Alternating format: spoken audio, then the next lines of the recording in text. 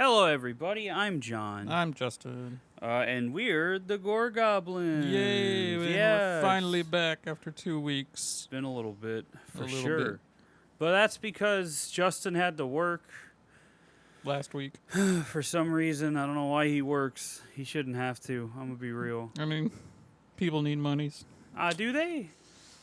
Yeah? Well, you could live in the woods, probably. I don't know. I mean, maybe.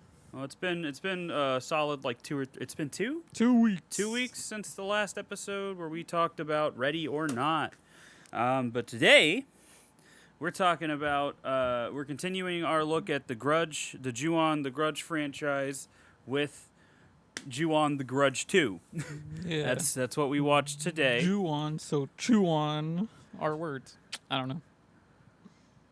All right, so effective immediately, Justin is no longer my co-host, just for that joke. But no, so we just finished watching Ju-On, the Grudge 2. Yeah. How do you feel about it, Justin? I feel about it the same way I do about the other one. That's fair. It was good. Yeah. Not good for a story. Well, I mean, the story is it is what it is, but again, like the first movie, this relies on its atmosphere, and its atmosphere fucking terrifies you. Yeah, it's good in that regard. I wouldn't say that, because plot-wise, it's a little muddier than the first one, I think. Because the first one I could follow pretty well, but this one... This one's like, oh, we're making a movie, and these all people were part of it, so they're all gonna die. Yeah, there's like a very slight meta aspect with them making a ghost movie, but that's like only really one scene.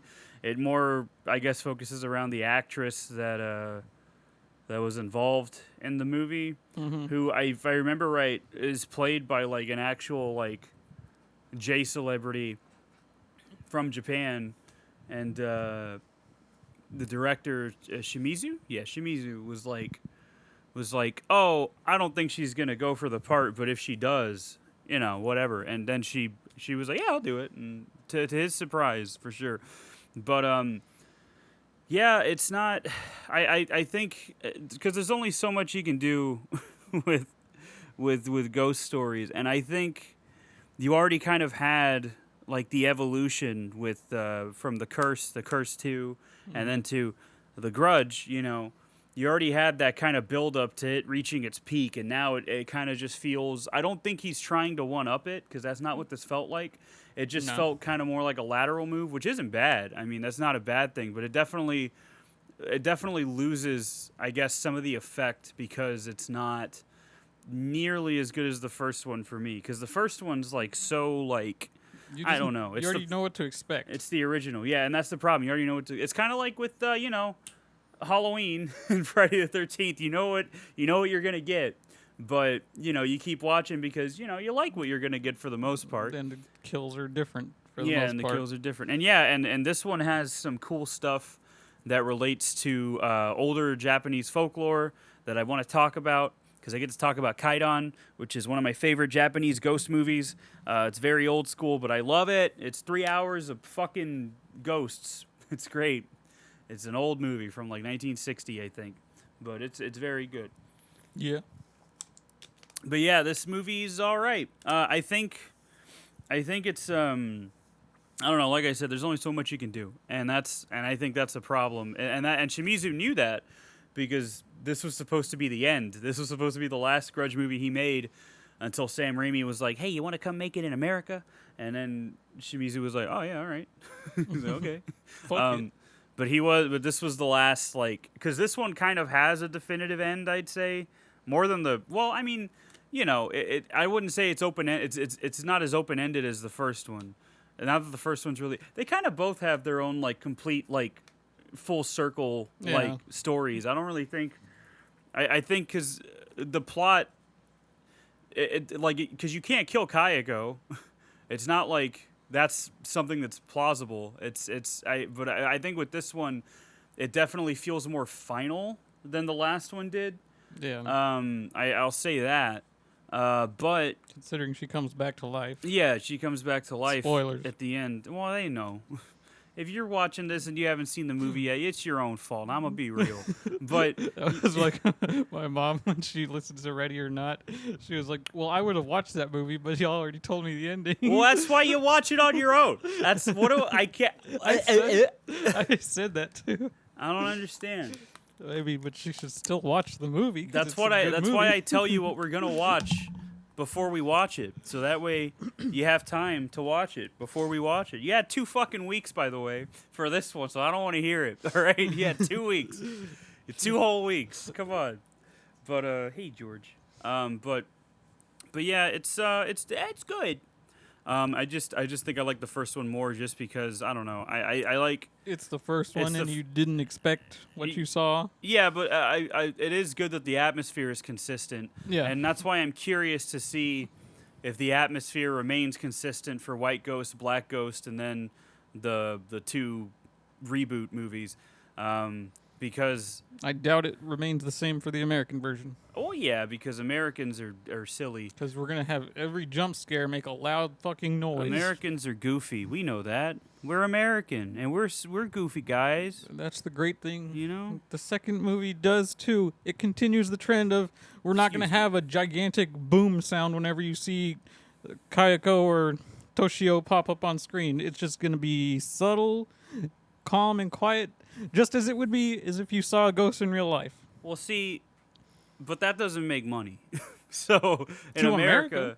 that's why in America, American audiences need music cues to make them so that way they know when they're scared. And also because I don't know, horror isn't a very or at least until recently, horror wasn't a very respected genre in America. It was always seen as trashy and it's like a carnival ride, like it's that kind of thing.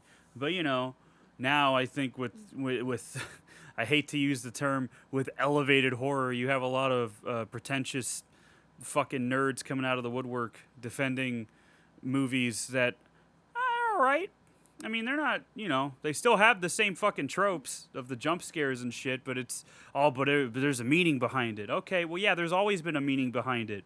You think horror has just been vapid for the last 40, 50 years? No, there's always been a subtext in this shit. But, yeah, it's whatever. It's whatever. People only care about it recently because a bunch of fucking art majors in college discovered Hereditary and lost their minds. Not that Hereditary's bad. I like Hereditary quite a bit, but Yeah. that is the movie that kind of catapulted and made A24 like a household name for pretentious film dorks like me. So and I mean, I'm happy for it. I know it sounds like I'm shitting on it, but I'm happy that horror is getting more respect. But, you still have your trash like La Llorona, The Curse of La Llorona, not the La Llorona that was made in, not the South American movie. Just La go to Llorona, the but- movie section in Walmart. All the DVDs, they're like $5. You'll know what we're talking about. Yeah. You got stuff like that. Ouija, I think, is one. And Ouija, isn't there 2 of them? I feel like there's 2 of them. There's like 4 of those. Oh, God. Well, but those movies, the ones that are Hey, made... but none of them top Ouija Shark. Don't. But you have all the Blumhouse movies, which I mean, and those tropes kind of infected some of our favorites Yeah. with the Halloween remake, with the Halloween reboots. Well, at and least stuff. those movies can be hit or miss. But yeah, like I'm excited to cover Freaky whenever we do that because I know I hear that one's really good. And then I like Happy Death Day and Happy Death Day to You for what they are.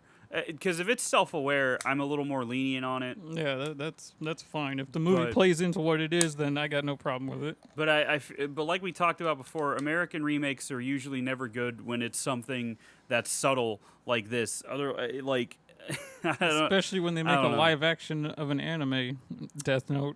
oh well, that's a whole nother mess. That's just a. Well, I don't want to talk about Death Note. I want to have a good episode where I don't think about Death Note. Poor Willem Dafoe. He's the best part of that movie, though. He's the only good part about that He's movie. the best part. That's perfect casting. The rest of it, not so much. But Ryuk was perfect casting.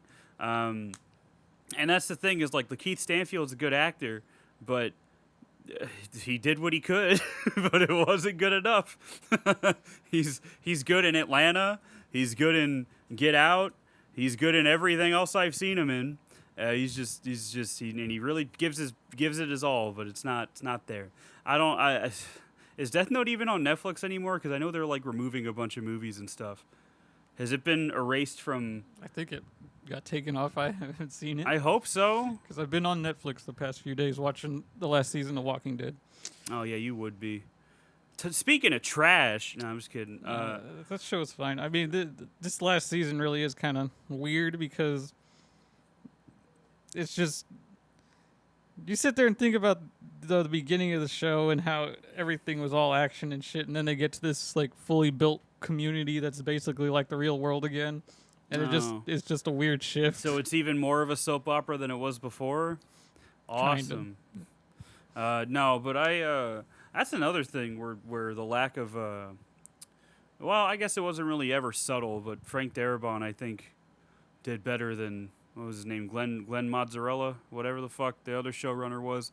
It wasn't. I only really liked the first season. I'm gonna be honest, but that's besides the point because we're talking about American remakes because they're not always good.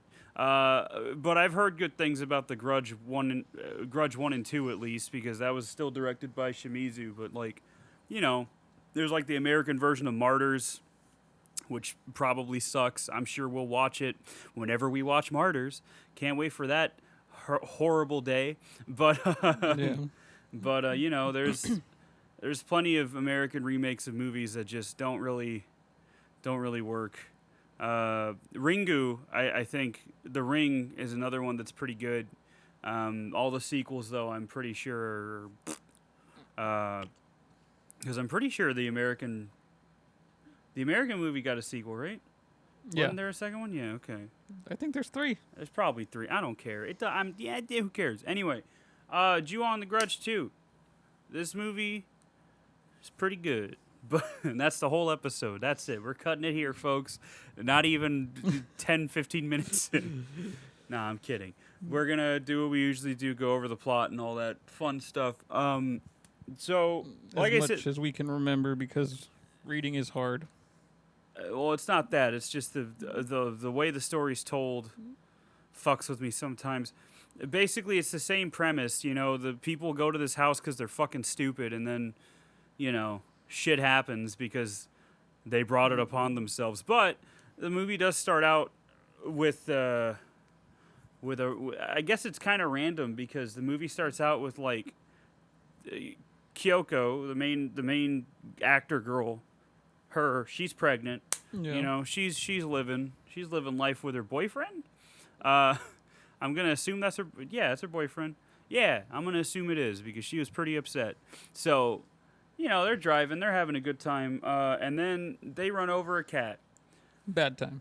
Automatic death sentence, if I'm being real. If you run over a cat, I'll find you. I will find you. But besides that, they run over a cat, it's a black cat. Big surprise, right? And then you see little Toshio. Little Toshio picks the cat up. Because he's sad about his cat being killed by his fucking shit-ass dad.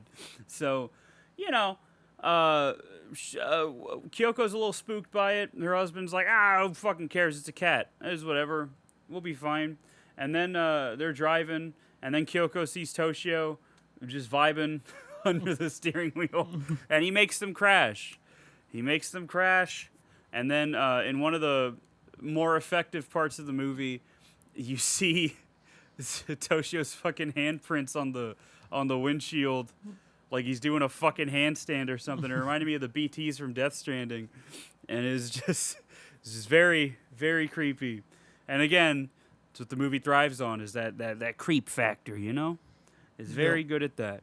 And then you know, Kyoko loses the baby because you know. She was in a car accident. It happened. She screams. She's not happy about it. Who would be? So then, you know, it goes to the next scene, which is them getting out of the hospital. Oh, what's his name's in a coma? Because he got a head injury. Yeah, he got a really bad head injury. And Kyoko lost the baby. You know, she's real upset. Kind of shaken by it and all that. But then she's looking at her husband, I think, in the room, and there's a really cool part where she's looking through the glass, and you can see like the reflection of the room in the window, right? and then you just see like fucking Toshio's head pop up, like it's like all out of focus and blurry. It's so cool. It's such a neat like little fucking gag. I love it. And Kyoko's like, oh, and you know, if it was me, I would have walked the other way. This is something we say a lot. If it was me, I wouldn't have done that. But she goes into the room and Toshio like hits her stomach with his palm, and then she's like, "Oh fuck," and then that's that. That's all I remember from that part. She's impregnated again. She's pregnant again, but with who? We'll find out. Ooh. But what happens next, Justin? I genuinely don't. I remember like the movie, but I don't think remember. that's when it goes after. That's when it starts showing them making the movie or the show or whatever the fuck they were doing. I think it was a movie. Yeah. Because you get the movie set and then you get the news reporters or whatever they were. See, that's the problem with this movie. Is I don't understand if they were part of the film crew or they were their own separate crew. I think they're their own. See, that's the thing with this movie. That's why I didn't want to go over the plot for this one, because I remember moments, but I don't remember like how they connect, and that's because the movie is told in a very fragmented way, just like the first one. But like it's the same general idea, you know, where everybody around Kyoko starts getting fucking cursed and shit. Like her mom dies at one point, and they have like, listen, all right, American innovation is lacking here because they're in the dining room or whatever, right? I'm assuming that's probably a bedroom. Never mind, it's like a bedroom, but like their bed is like a little table. It's their living dining room, and they can just sleep. You eat too much, just take a nap. Just take a nap. That's not fair. I want to do that. I need that at work. I ate too much. I'm just gonna lay back and fall asleep for a good hour or so. I'll see y'all in a little bit. Clock out, clock back in, easy, just like that. But her mom gets killed by, I'm assuming, Kayako. I mean, who else? So I don't remember how it all connects, but I think there's two separate crews. There's the news crew, and then there's the film crew that's making like a movie, but I think they're like the same production company. I don't know. It doesn't matter. All that matters is that at some point one of the producers or something is like, "Oh, I found the haunted house." And you know, at that point, you got to ask yourself, why would I want to go into a house that's haunted? All right? You got to ask yourself that. You hear stories. Yeah, I mean, they have to know about all the people that disappeared in the first fucking movie. They do. And they're just like, let's check it out. Why would you do that? Why? I guess they were already doomed because, you know, Kyoko was already like... They wanted to make an authentic horror movie. Well, they were just doing like a fucking TV segment. At that point, it was just them being like, oh, and this is the house where fucking... whatever the fuck his name is, killed Kayako and Toshio because he's a piece of shit. And then all those like, people disappeared. Yeah, and then they're like filming on location. It's like one of those shitty true crime stories. That's basically what it was. And then, you know, they go there and chaos ensues. There's another girl. I think she's like, is she another actress? The one that keeps hearing the bump in her like study area, in her study room. Was she another actress or was she the like hairdresser or whatever? No, the hairdresser. No. I remember how the hairdresser gets got. It's another actress, right? Yeah, she was the main character of the movie. Yeah. So she's you know, she's studying, and she keeps hearing a knock on the fucking wall, and she's like, at the damn. same time every night. 12:27 a.m. I imagine. I think it's because she's living after midnight.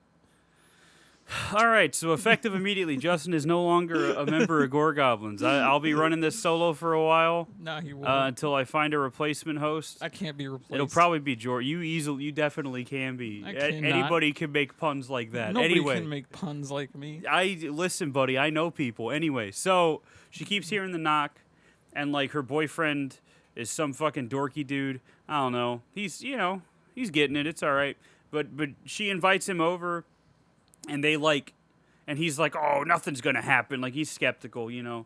And then they hear the they hear the knock again, and he's like, "Wait, this is a corner room, isn't it? There's nothing on the other side of that wall." Nope. And I'm just like, yeah, it's spooky, huh? But also so there's like a lot of foreshadowing here that the movie kind of reminds you of whenever it all comes together, which I think is kind of something that's like a central theme of The Grudge, is kind of how everything comes together, and it leaves you all these little clues, and that's like part of the fragmented storytelling and everything, all that fun stuff. But, at one point, this actress comes home and she sees like the silhouette of her boyfriend, like just standing on the table in the study area.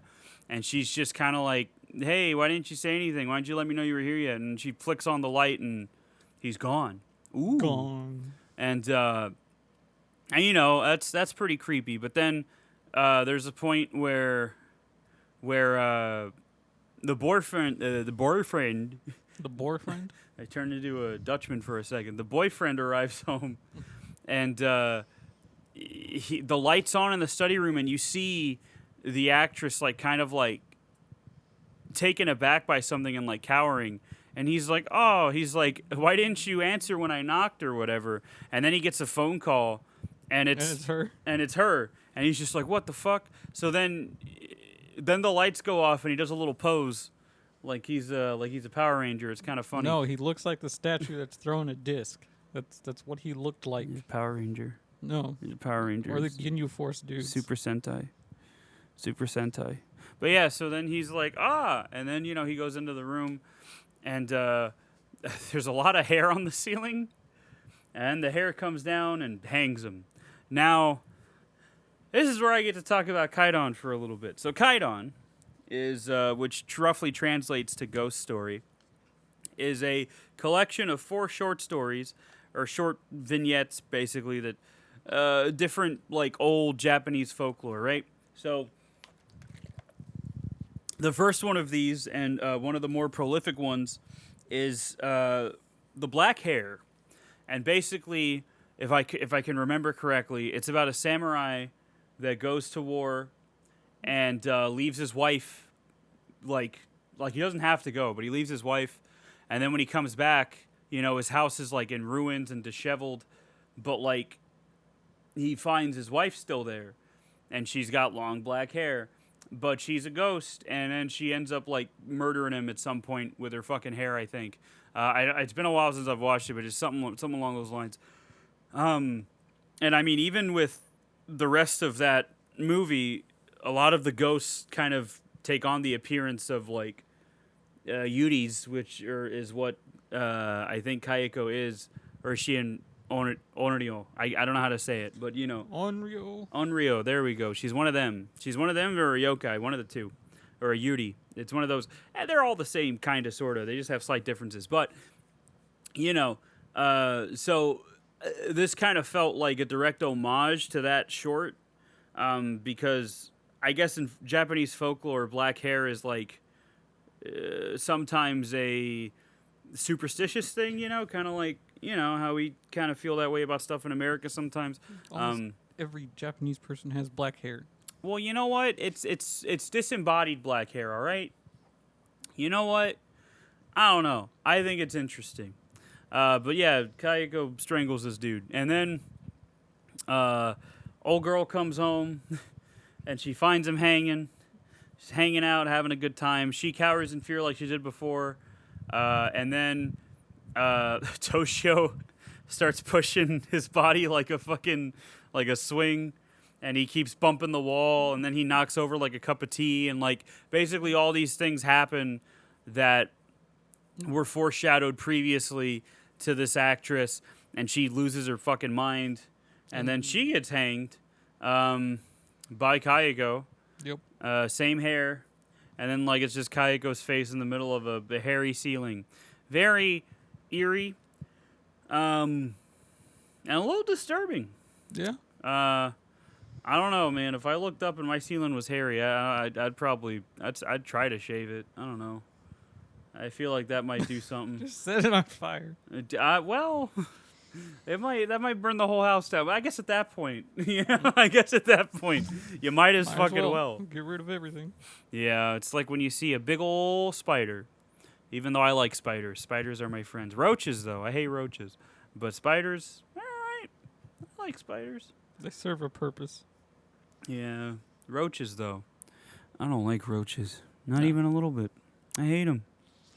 I don't care about roaches. But that's Yeah. besides the point. Fuck them. So the other sequence, and then you have the hairdresser, who gets got because she's like styling wigs or something. One of the wigs falls on the floor, and then she like gets led into this other area of the room. Yeah, because she sees the stain. Oh, on the floor stain. again. Yeah, so there's a stain on the floor, which is basically where Kayako's body sat and decomposed for a while. And the stain keeps popping up as kind of like a harbinger of doom.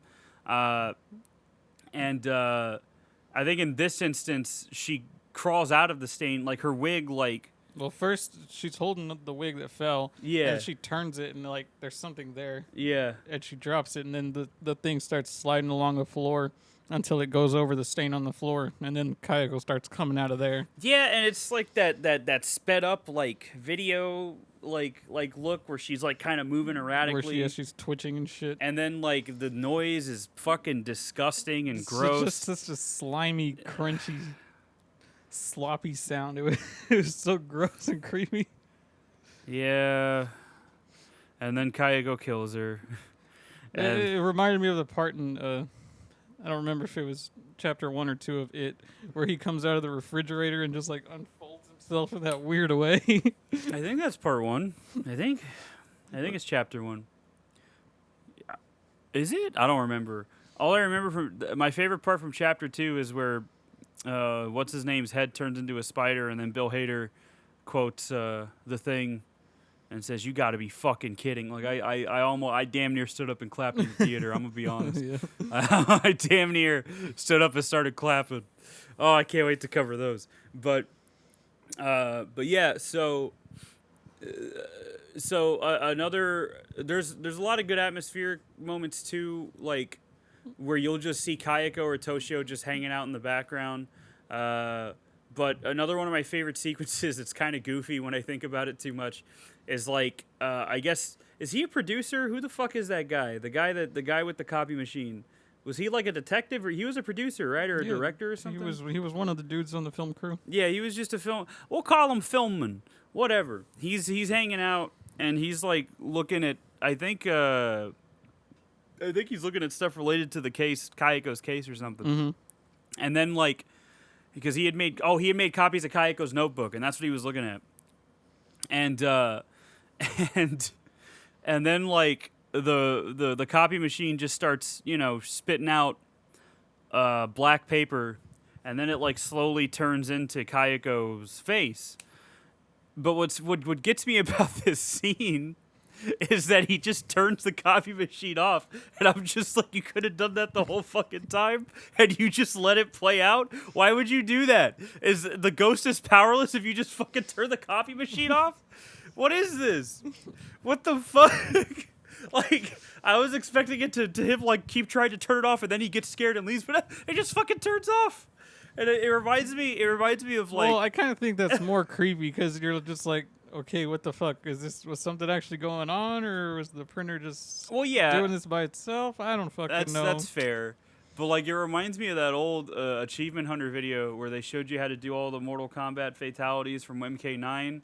Jesus, that's a long time ago. And I think, that was more than 10 years ago, Justin. That was 14 years ago.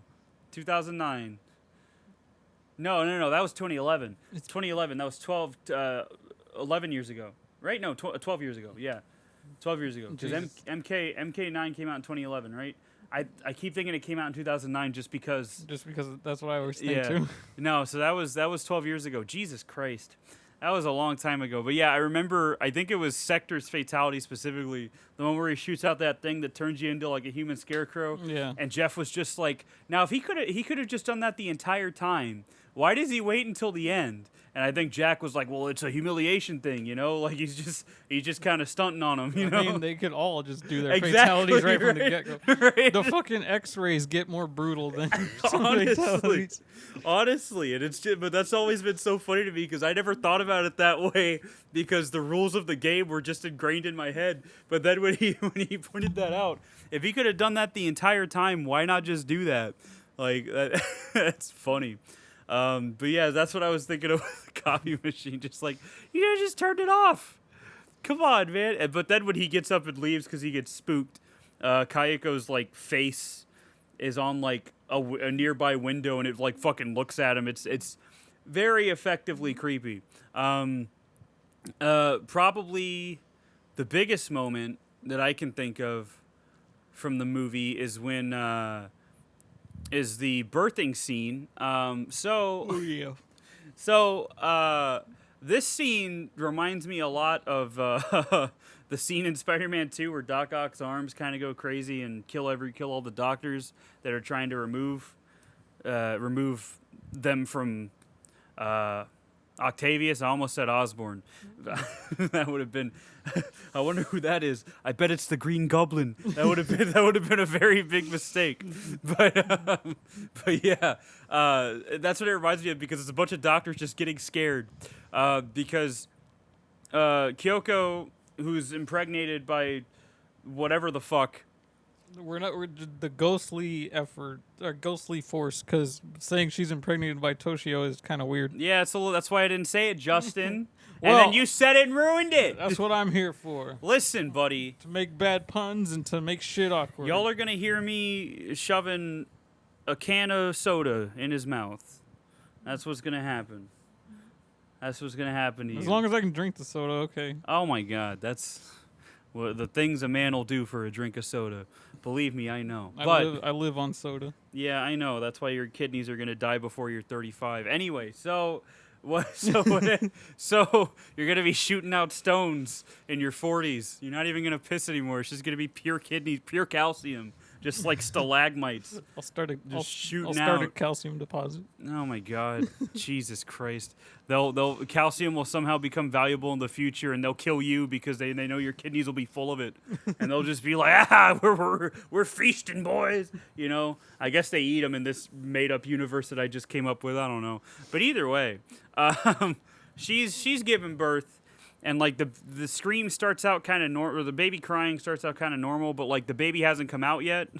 That's the thing, and then like Toshio shows up at in the room and he's like crying, "Mama, mama, mama, mama," like he's happy. Dead staring at her vagina. No. Yeah, classic. You know, kids. That's how they are. Anyway, so he's doing that, and then the baby crying eventually turns into like a cat's meow. It's like gets louder and echoey. Yeah, and it turns into like a cat meow, which And it starts hurting the doctor's ears, and they freak out even more and start flopping around. they all die. Yeah. The cat aspect of this kind of reminds me of Kuroneko, another Japanese horror movie about ghosts, but like those are like cat demons, which kind of makes me wonder if there's like a connection between like cats and demons, I guess, in Japan. Is that like a common held belief? I don't know, but that's cool. There's a lot of animal-related spirit things. Yeah. It's like, I mean, I don't remember any of them off the top of my head, really. Well, except a kitsune, which is a fox spirit thing, but that's not a bad thing. Yeah. What was the name of the that wolf from Okami? Wasn't that That was his name. I thought it was Amaterasu or some shit. Oh yeah, Amaterasu. There we go. I butchered it. I'm sorry, but yeah, that one. that's what I remember. But yeah, so basically, the producer is in the hospital too, the film guy, whatever, and he walks in as Kayako just kind of crawls out of Kyoko. And blood like starts coming out of her mouth and shit, and she does the same janky, gross stuff, and then she kills the guy. And then Kyoko wakes up and finds like a bloody like bag. I thought it was a bag. It might have just been a blanket or something. Whatever it is, she picks it up, and that's her kid now. And I guess it flash forwards a few years. Flash forwards a few. That didn't sound right when I said it, but I think I said it right. If we get a It time jumps forward. jump. There we go. There we go. Good job, Justin. Everybody give Justin a round of applause. Yay! Yay. Woo, he did it. So yeah, it jumps forward, and now Kyoko's living a humble life with her fucked up little kid.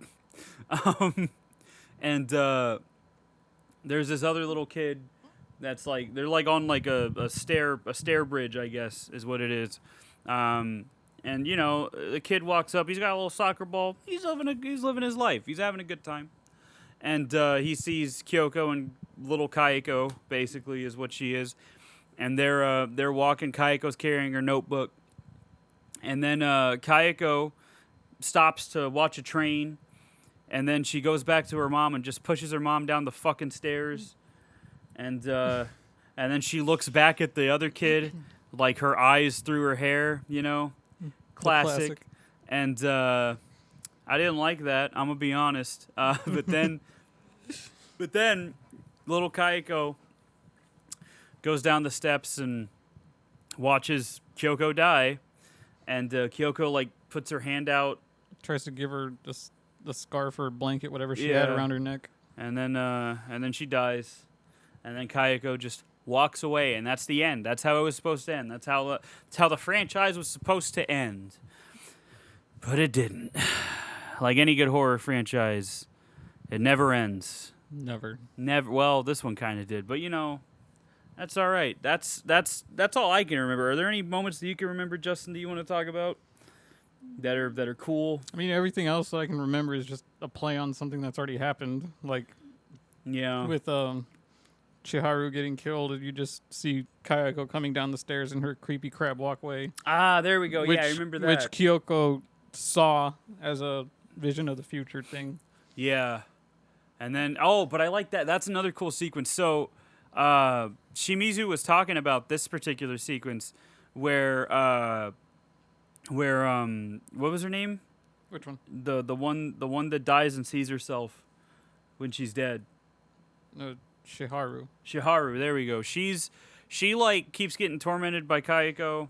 Like she has a bad feeling about Kyoko because she knows that she's carrying like, I guess, Kayako. It's because once you see Shiharu's part of the story, you see that she's been seeing it since the beginning. Yeah. Like when they were first on the production of the movie, she comes in because she's an extra.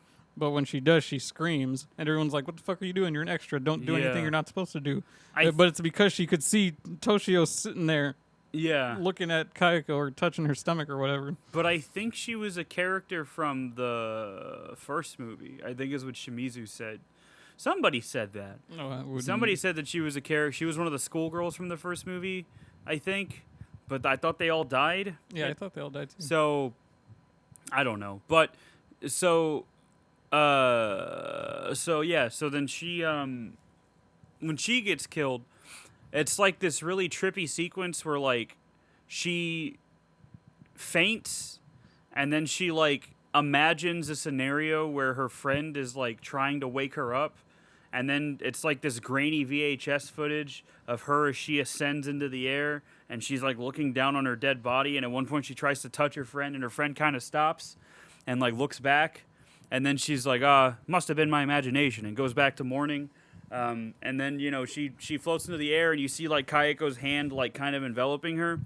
And Shimizu was talking about how, like, the reason he decided to use, like, VHS footage is because he felt that would make it feel more, like, otherworldly and, like, more, like, I guess, personal. And so then you have the reality of it, which is where Shiharu is stuck inside the house trying to get out as Kayako's coming down the stairs, and then Kayako just grabs her and fucking takes her away, and then she dies, and then her friend runs away. Hiromi. Yeah, Hiromi. There we go. And she runs away. She runs away crying, and then right as the producer gets there, and he doesn't take it as a sign to fucking leave, but you know how it is. That's horror movies. But yeah, that's a really cool sequence too. I almost forgot about that. Yeah, that's when he goes and finds Kayako, and that's when they end up at the hospital, and the ending of the movie plays out. Yeah, I remember. The last few kills happen really quick in the movie. Yeah. I did watch a lot of the special features for this, but I don't remember them because I didn't take notes because I was like, I don't want to take notes, so I didn't take any notes or anything. I remember most of it was Shimizu talking about like how he didn't really want to make a sequel because like he didn't know what he was gonna do, Yeah. and he was like he had to figure out how to not like make it to where he was trying too hard. And I think he did all right. And then you have a commentary with like I think somebody that helped produce the box set from Arrow, and then like a film historian who is viewing it through the eyes of like you know basically getting her own interpretation out of it, where she was talking about how like this film kind of feels like first of all the story's told like she saw it as like a requiem for like somebody that went through abuse because Kayako was abused by her husband, and she was talking about how like to her the reason that the story is told in fragments is because that's how trauma is typically remembered by people that have been abused, and that's very true. But then she's also talking about how this film kind of feels like Kayako just kind of like Kayako in general is just kind of getting like her anger out because she was wronged in life, and then her being reborn at the end is kind of her getting a new lease on life, but like she still kills Kyoko Yep. because she's done with her. But like it's kind of like her just trying to get a second chance, and that's why the whole film happens the way it does. And it's pretty interesting commentary. And that's I always talk about how I like how you can get different things out of a movie regardless of what the initial intent was. So it was nice to hear somebody else's perspective, and it's pretty cool. The rest of the special features are just like making ofs and legacy shit, like different interviews with the actors and Shimizu and stuff. And this was, I think there's one interview on there from like when the American remake was coming out, because he kept making comparisons to the Japanese Grudge films and the upcoming remake, and he was like really hyping up that remake too. Like he was like really talking about like how good it was going to be, and he was like laying out like the plot of it, like about how it takes place in Japan, but it's like an American family on vacation or something or another like that. And I was like, man, this must have come out like when that hype cycle was going or something, because he's really talking this shit up, man. But yeah, it's pretty interesting to see them talk about that kind of stuff. And then the actor interviews were just them talking about like how they got into character and shit, nothing like really super special. But I think Shimizu kind of succeeded in making something that was it's still derivative, but like there's only so much you can do with a concept like this. But Yeah. but I think it like expanded on it enough to where it didn't feel tired yet. And like that's the tricky part with horror franchises, is you don't want it to feel tired. And so far, it hasn't really felt that way, because The Curse and The Curse 2 were good, but like they weren't like, amazing. And then The Grudge is like really good, and that's I think the peak. And then he kind of kept that same level of consistency, albeit it's a little lessened now because, at least he tried to do something new with like Kayako, and her hair and shit, her hair killing people and stuff, and then how she came out of the stain and stuff like that. All that stuff's all cool. So it's not just the exact same thing, but like it's the same premise. And again, I think he did a pretty good job in making a follow up. How about you, Justin? What do you think? Yeah. It did what it was supposed to, and he kept the atmosphere creepy but still fresh at the same time. Yeah. Yeah, because I You're still sitting there paranoid, wondering if Yeah. they're gonna pop up in any scene, and you're just like glancing at every little corner, trying to see if you can see them. Yeah, and I will say that is it did still feel, like I said, it didn't feel tired yet. It still felt pretty fresh, and that's good. And that is probably the best thing you can say about a horror movie sequel. It's like the one scene where it's like Kayako walking to the house, all like somber, and the music matches that, and then you just get you see her up in the window, Oh, when Kyoko's walking to the house and Yeah. you see Kayako in the window. Yeah. And the music doesn't change. And the music doesn't change still, at all. Still stays like sad and somber, and you're just like, oh shit, that motherfucker's up there. There's no obnoxious zoom in on Kayako. There's no boom. There's none of that shit. She's just there, and I love that. But yeah, it's I think he succeeded pretty well. And there was something else I was gonna say before you talked about that last scene, but I forgot what it was. Oh yeah, would you go to the house? I feel like I might have asked that last time, but would you go to the house? I mean, out of curiosity, yeah. Okay, but why? I mean, if I didn't know that I was gonna die from it, then yeah. Well, then why would you take that risk if you didn't know for sure? That's the thing. Because that's why I would. Ghosts and monsters in reality interest me. I want to know. I wouldn't fuck with it, man. Justin, the kind of guy to pass by some woods that has a sign that says, "Be careful, man-eating monster in these woods," and Justin would be like, "Oh, let's go check it out." That's what would happen, and then Justin would never be seen again, ever. Me, I'd see that and feel like I ain't going in there, and then I'd just keep fucking walking. All it would take was me hearing one noise, and I'd be like, "Nope, I'm all right." It's like those cougars, man. Have you heard of cougars like scream? It sounds like a fucking woman screaming. That's horrifying. Ah, God, I would hate to hear that shit, man. You're just taking a hike and you just hear a woman scream. Yeah, dude, that's what I want to hear when I'm trying to enjoy nature. Jesus Christ. Oh, my God, I hate that. I'd start crying. I'm gonna be real. I'd start crying. I would not be happy. I would just be like, well, I'd call mom and be like, listen, mom, I'm not gonna make it. Just give all my shit to, I don't know, Kale or whatever. Fuck Justin. He doesn't deserve any of it. And then she'll be like, oh, okay. That'll be it. That'll be it. But yeah, I wouldn't fuck with it personally. Any urban legend like that, I'm not fucking. Like if I'm by a body of water and I hear a woman crying, I'm leaving. I'm not. I ain't fucking with La Llorona. I ain't fucking with Lechuza. I ain't fucking with Cocoy. I ain't fucking with any of that shit, man. No. Skinwalkers, more like I'm walking away because I ain't fucking with that either. Jesus Christ, man. I remember me and my buddy Pablo, right? Late at night. This was like when we were still in high school and shit, maybe college. We used to look up like urban legends and shit online and like creepypastas and shit and stuff like that. Just read them to each other and like fucking get spooked. I would get spooked a lot easier than he would because I think at this point he was desensitized to it, but I wasn't. And I remember we stumbled upon Skinwalkers. We were like reading the old urban legends on that and how fucking twisted it is. And I remember I was telling him, like, I don't think any of this is real, man. This has to be fake. And Pablo was just like, I don't know, man. These Native Americans have been around for a long time. He's like, I think they know what they're talking about. And I'm like, not that I'd want to fuck with it, but like, I don't want to believe in it, But like that's like, but it all kind of pulls from the same thing as Lechuza reminds me of Skinwalkers a little bit because Lechuza is like a witch that takes the form of an owl or some shit. My mom swears she saw one when she was little.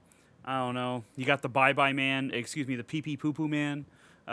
Never watching that movie. We're not covering that one. I'm just going to be upfront about that. I'm not going to cover the Bye-Bye Man. I do not want to watch that shitty-ass movie. I don't want to watch the Bye-Bye Man. It's just another ghost jump scare thing.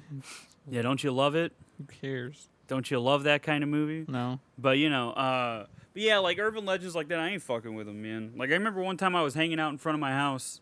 And I don't live that far from a river, all right, and I was helping I was moving something onto the porch. It was late at night, and then I just hear a woman start crying, and I'm just like, I don't want to be out here anymore. And I look around because I'm like, where the fuck is this coming from? And I look across the street, and the house is pitch black, and I see a silhouette on the porch, and then I'm just like, I don't like this. I don't like this at all. And then I see somebody light a cigarette, and I'm just like, I don't want to be here right now. But I'm just like, it's like watching a fucking train wreck. I'm just like, okay, I'm gonna keep seeing. I'm gonna see what happens. And then another silhouette comes in and picks up a child. I think very weird. I didn't like what I saw. I think somebody was living there at the time, but I still didn't like it.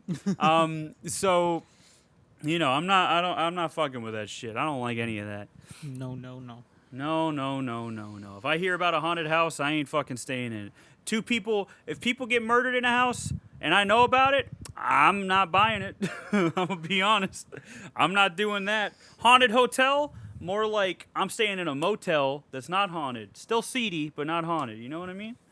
But yeah, I don't like that stuff. It scares me. Ugh. But anyway, and that's why this movie's so effective, is because it's that kind of shit. It's not a killer. It's not any of that shit. It's a fucking ghost that just makes sure you never see heaven.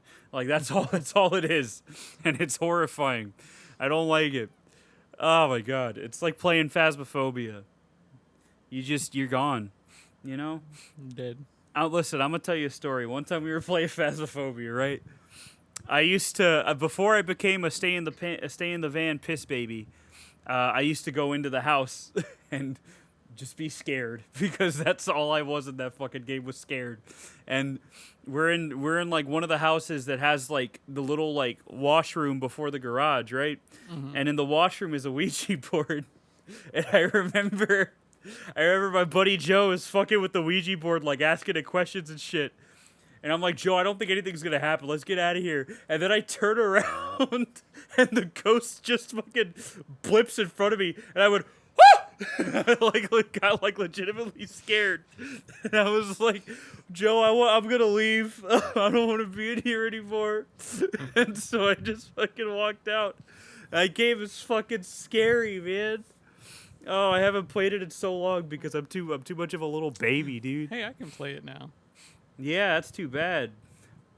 We're not playing it together. We gotta. If we do that, we gotta make a video about it, and I don't want to, because people are gonna see how scared I am. We can just stream it on my Twitch. Like, that's the thing too. Is I was talking with one of my other friends. I was at her apartment, and we were watching. Was it Barbarian? I think it was when we were watching Barbarian. Dave the Barbarian. And no, and she was like, is there any movies that have like legitimately scared you? And I was like, no, I don't think so. There's movies that have made me feel uneasy, but like the only thing that really scares me is video games. Like, you can ask Kale, I can't make it through like an hour of Silent Hill without pausing at least like 5 times, because I gotta like collect myself, because I'm playing it in the dark on a fucking CRT TV, which gives it kind of this grainy look that makes it somehow worse for me. And I'm just like, man, I don't like this, man. Like, I'll hear a noise, I just pause the game, and I'm like, all right, I need a second. I just kind of compose myself, and then I turn a light on and go back and start playing it some more. I don't like that shit, man. It creeps me out. J-horror especially. But like, for some reason, playing old horror games on a CRT makes it like extra spooky for me. Kind of like that fucked up movie that you found, August Underground. What makes it worse is that it looks like a homemade video.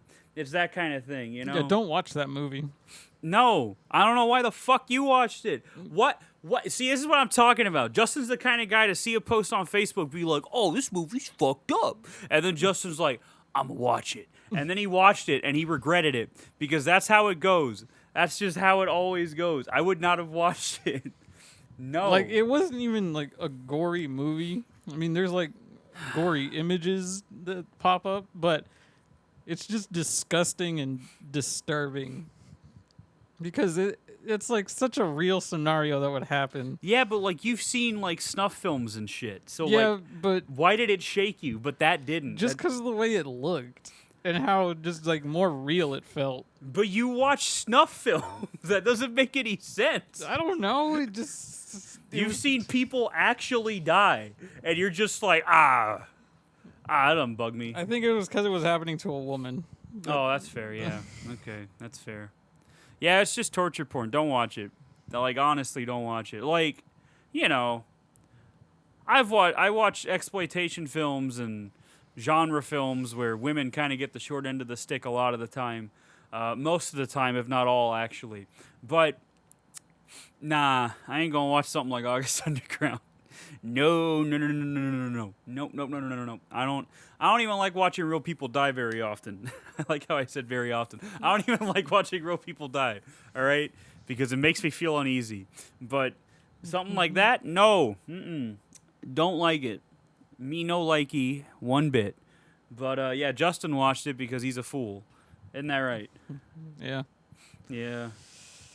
Old fucking Justin Yeah. out here messing it up for everybody. But yeah, that's you got anything else to say about The Grudge Part 2? It's creepy. You're gonna think about every corner of your room when you fall asleep at night after watching it. And yeah, Well, that's just general paranoia, you know? I live on paranoia. Yeah. I believe it.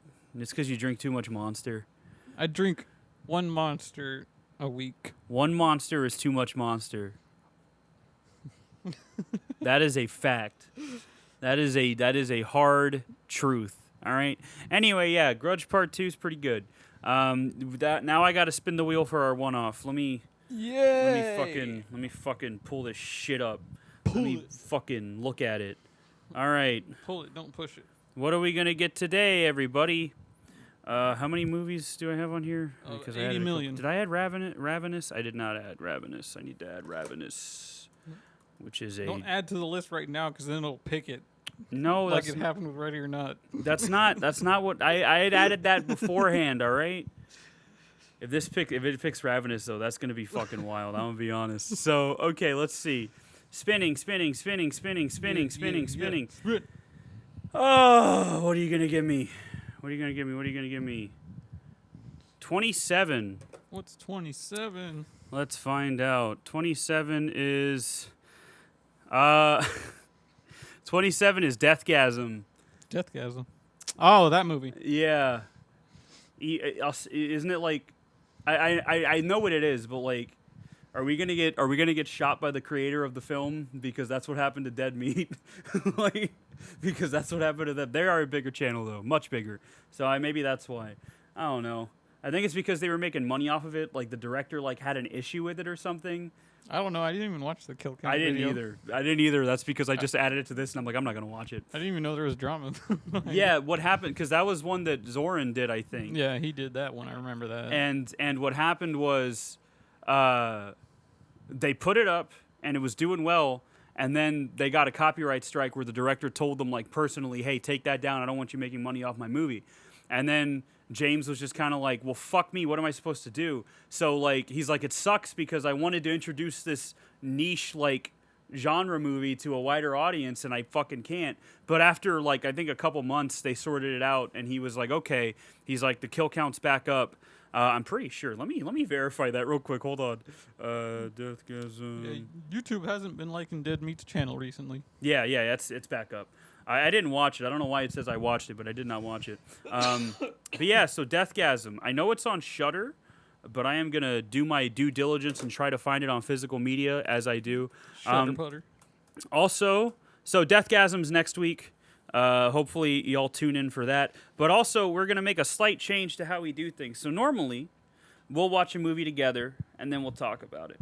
But since Justin's only available day is Monday, and because I want more time to my day, and also to kind of give Justin an opportunity to, watch it on his own, and go through special features or stuff if he's got the Blu-ray or whatever. What we're gonna start doing is watching the movies separately, and that way he can just come over and then we talk about it right away and share our thoughts on it. That because another thing too is a lot of like stuff that we want to say in the show, we say while we're watching the movie, and then we just forget it or don't say it again. And I feel like if we watch it individually, we're just gonna give it a test run. We're still trying to figure this shit out. All right? Yeah. We're human. We're growing. We're learning. We're churning. But so yeah, we're gonna give that a shot. Next week is Deathgasm. After that is the American remake of The Grudge, where we will see if it's any good. I hope it is. I'm gonna be real.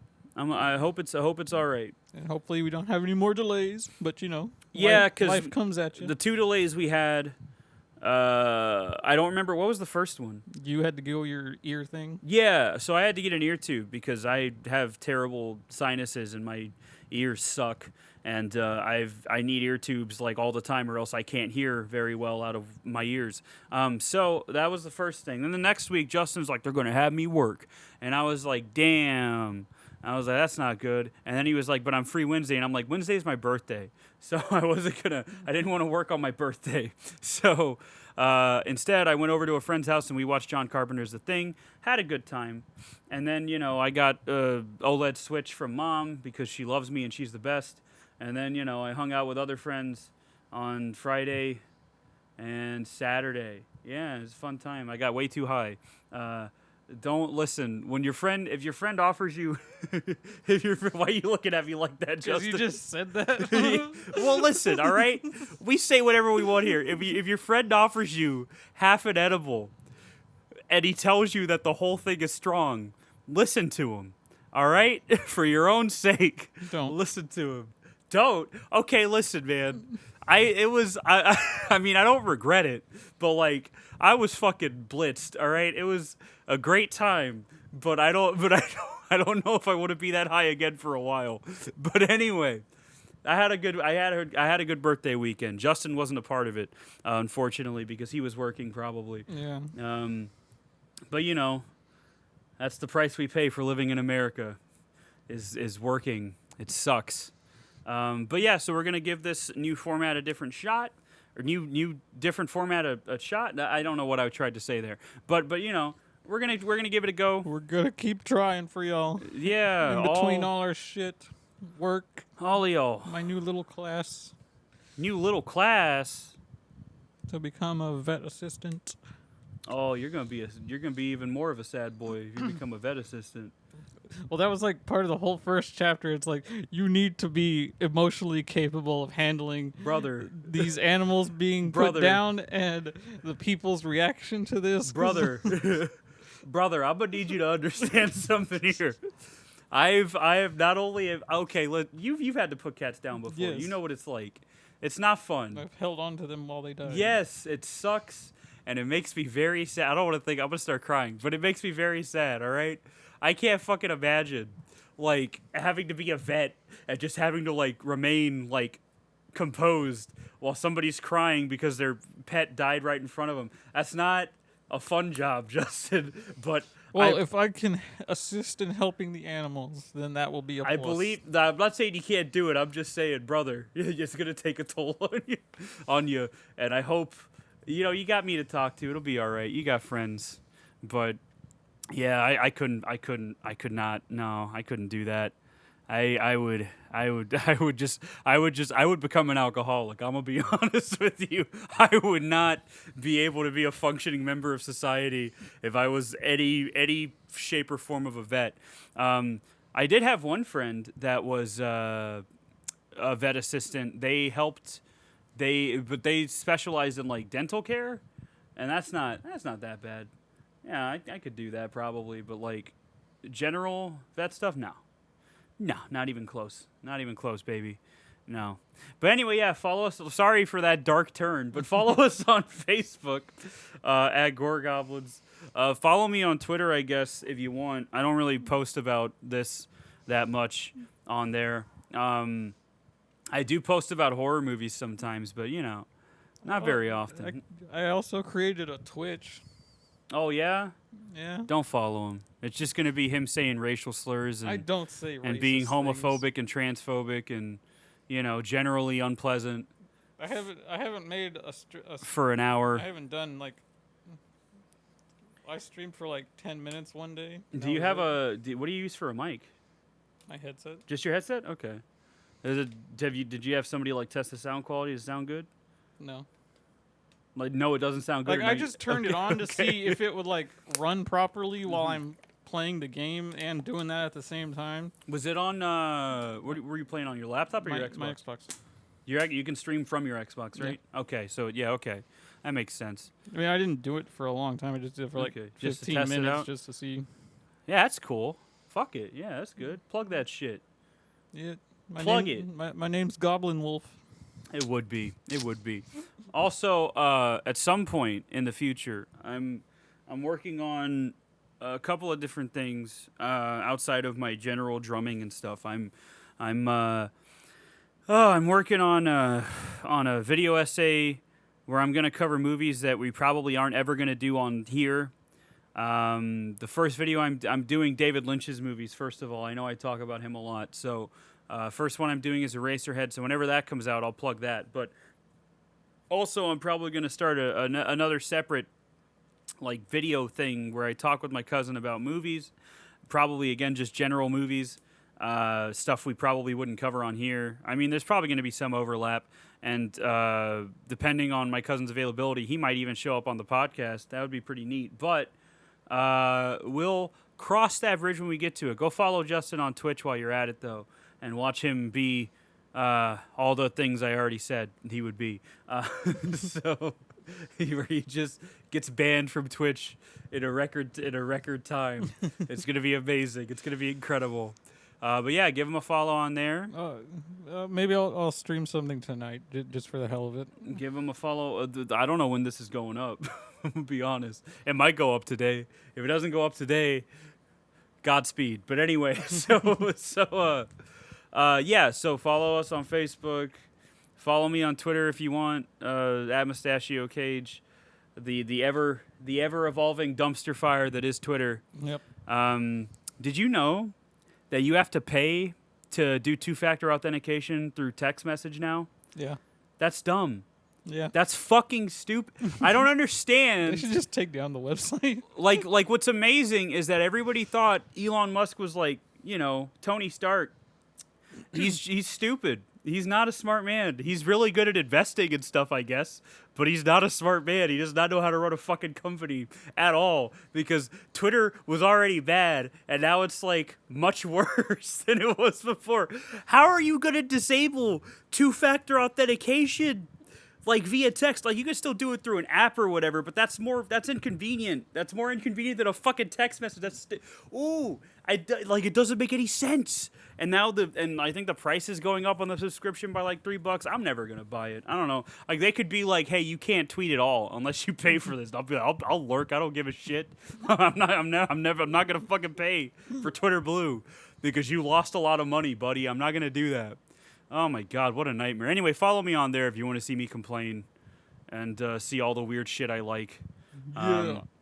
High Tension is getting a new Blu-ray release from Second Sight Films, the studio that does did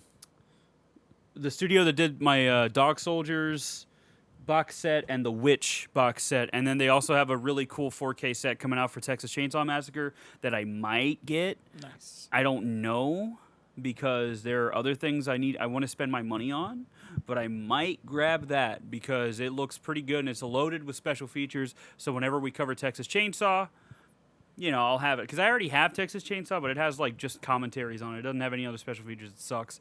I also got Vinegar Syndrome's Texas Chainsaw Massacre 2 4K disc. Also, speaking of Vinegar Syndrome, I discovered them recently. They're awesome. They did the Blu-ray that I use for Ice Cream Man. Vinegar Syndrome is very good. Very, very good restoration company. They do a lot of genre, schlocky exploitation films and shit. Also a lot of porno, like classic porno. Really weird. But that's besides the point. They do a lot of horror stuff. And I got Rest in Pieces. I got From Beyond. I got Texas Chainsaw Massacre 2. I got Ice Cream Man. And there's a few other movies I want to grab at some point or another. But I'm glad I got what I got. And all those movies are either Rest in Pieces, From Beyond, and Texas Chainsaw Massacre 2 will be covered eventually, and I look forward to it since I have the super fancy 4Ks of those movies, except for Rest in Pieces. But that's what we got. But yeah, High Tension's getting another Blu-ray release from Second Sight. I hope it's a 4K, and I hope it has accurate subtitles. I really hope, because I like that movie a lot. And so I'm looking forward to that. And I think there was another horror movie that was announced with it, but I can't remember what it was. Either way, support physical media if you give a shit like I do, because it'll make you broke. Actually, don't do it. What am I saying? Don't support physical media, because it'll break the bank tenfold. But that's besides the point. Oh, I watched Megan. Oh, you did? How was it? Interesting. Good. Awesome. I can't wait. The dance scene just lives rent-free in my head now. Good. I can't get it out. Yeah, dude. It's... I need to watch it. It just Jeez, what the hell? I'm excited to watch it now. Like you didn't think the movie would have worked as well as it did, but my God, it worked. That's good. That's good to hear. I can't wait to watch that one. I think it's on video on demand now, but I'm gonna wait for the Blu-ray. I'm excited to check it out now, though. Should we? Is that one worthy of being added to the list? I say it is. Okay. I'll add it to the list. It's definitely a standout movie. All right. It's already getting a sequel too, so yeah, I'll add that one to the list for sure. Did I watch anything? No, I watched Beetlejuice. I don't know.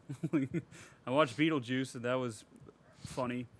I didn't remember like half of it, but I didn't remember it from because I liked it when I was a kid apparently, but I didn't remember a lot of it. Good practical effects though. Listen, it's so funny because this episode is titled "Ju-on the Grudge 2," and we've been talking for like 30 minutes about stuff that isn't Ju-on the Grudge 2. Well, as good as Ju-on is, it's just a hard movie to like fully dive into because also there wasn't a lot of stuff on the special features and that too. And then, also it's been 2 weeks, so we're catching you up on our lives because we think you give a shit for some reason. But, that's all right. But, yeah, follow us on Facebook. Watch Megan, I guess. I don't know. We'll get to that one eventually. And, yeah, Deathgasm next week.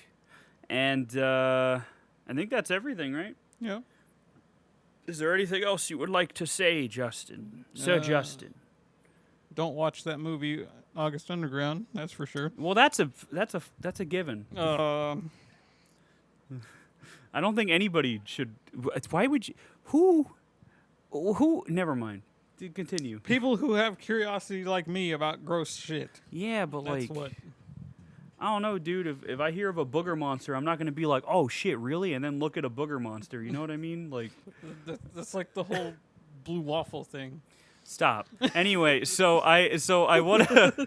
I mean, I guess I can't really talk because I watch movies that make me feel bad intentionally, like Funny Games.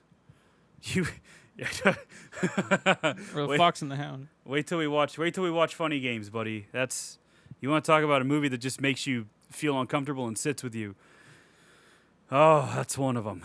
That is a movie that I've watched more than I should have. Do we have the audition on the list? Which audition? The Japanese one. Yeah. Okay, good. The Takashi Miike one? Yeah, I got that one. With the piano wire? This whole time I thought his name was fucking Takashi Mike. It's Takashi Miike. I'm an idiot. But yeah, I thought it was Takashi Mike, like that. Like, because it's got 2 eyes, so I thought it was like, an emphasis. But it's Miike. Miike. Good for him, dude. Yeah, he made Audition. He also made Yakuza Apocalypse, which is that movie where I showed you that frogman that beats up all those people when he's walking. Yeah. That's such a great thing to see. That's Yakuza Apocalypse. I don't remember what the subtitle is. That movie's fucking insane. Y'all should watch that. But yeah, already plugged everything. Deathgasm next week. You know how it is. But yeah, so thanks for listening. Don't forget to take the meat out of the freezer so that way you can have dinner tonight. Yeah. All right. Or tomorrow. Well, it depends on what you know. What?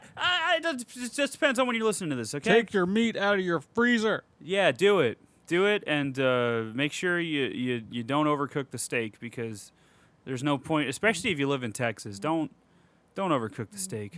Yeah, Josh. Oh yeah, there's Josh. a difference between char and burn. I was waiting for him to pop up because we had not talked shit about him yet this episode. We don't talk shit about him. We just state I'm facts. glad he.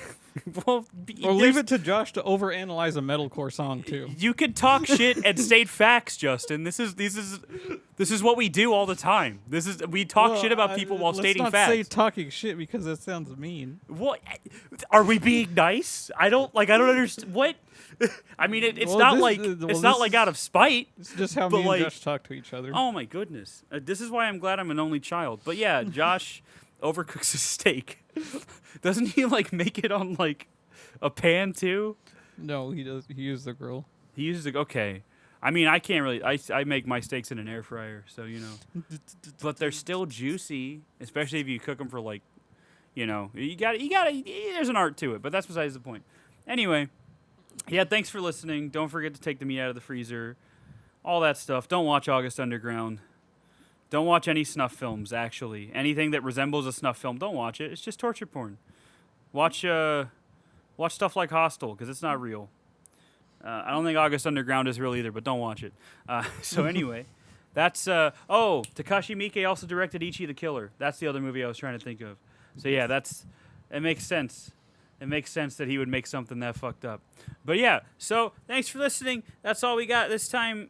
Subscribe on YouTube too. I forgot to say that. Yeah. Forgot to say that. Subscribe everywhere else, I guess. Spotify, I don't know, fucking Apple, Amazon if you're freaky. I don't know. Do whatever you want. It don't matter to me as long as you listen, all right? Yep. Anyway, have a good day. Have a good night. Have a good sleep. Bye-bye, Bye. everybody. Thank you for listening to our Grudge episode. That was only 20% Grudge. Goodbye, everybody.